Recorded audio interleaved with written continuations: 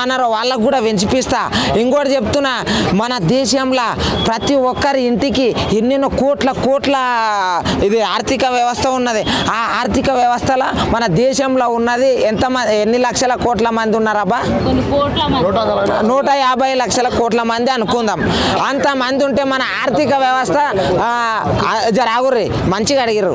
నిర్మలా సీతారామన్ గారు తెచ్చే బిల్లు ఆర్థికంగా బడ్జెట్ ఎంత వస్తుంది మన దేశానికి? లక్షల కోట్లు వస్తుంది.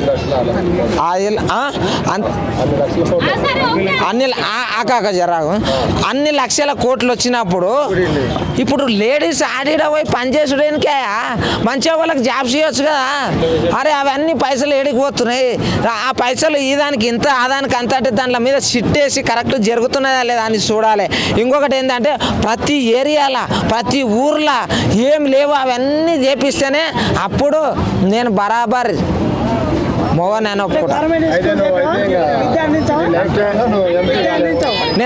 నేను దగ్గరుండి చేపిస్తా.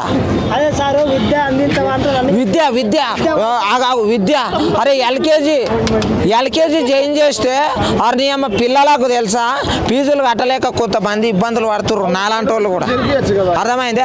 ఆగానా గవర్నమెంట్ స్కూల్ కాదు, గవర్నమెంట్ రూల్స్ ప్రకారంగా ఒక ఎల్కేజీకి యూకేజీకి అన్ని ఎంత రేటు ఉండదో అంత రేటు కన్నా తక్కువనే ఉన్నది. ఎంత రేటు ఉండదు రూల్స్ ప్రకారంగా? అరే ఆడ తమిళనాడు సీఎం ఆయన పెట్టలేడు ఒక రూల్, అట్లా రూల్ తీసుకొస్తా నేను. మనం ఎన్నుకునే నాయకులని 5 ఏళ్ళకు ఒకరిని మార్చమన్నాడు. నువ్వు ఒక్కరిని ఎన్నుకున్నాడం నీ పాపం, అది అర్థమైందా? Tell me.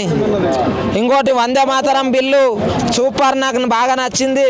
మన రాజేష్ సింగ్ గారు వందే మాతరం అని చెప్పేసి సాంగ్ పాడితే నాకు రోమాలు నిక్కపరుచుకున్నాయి. ఈరోజు ఆ బిల్లు సక్సెస్ అయినందుకు సూపర్ అనిపించింది.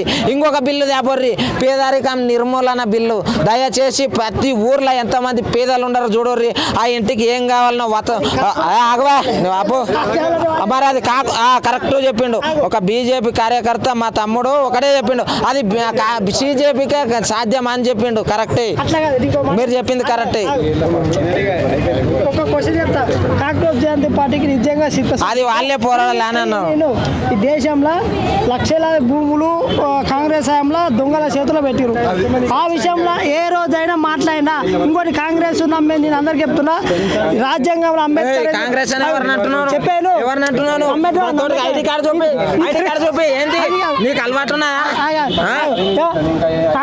భారత రాజ్యాంగం పార్టీల మీద అడిగితే చెప్తున్నా. కాంగ్రెస్ ఏం చెప్పినంటే 10 సంవత్సరాల రిజర్వేషన్ తీసేయడానికి ఏం చెప్పినంటే అన్ని ఇప్పుడు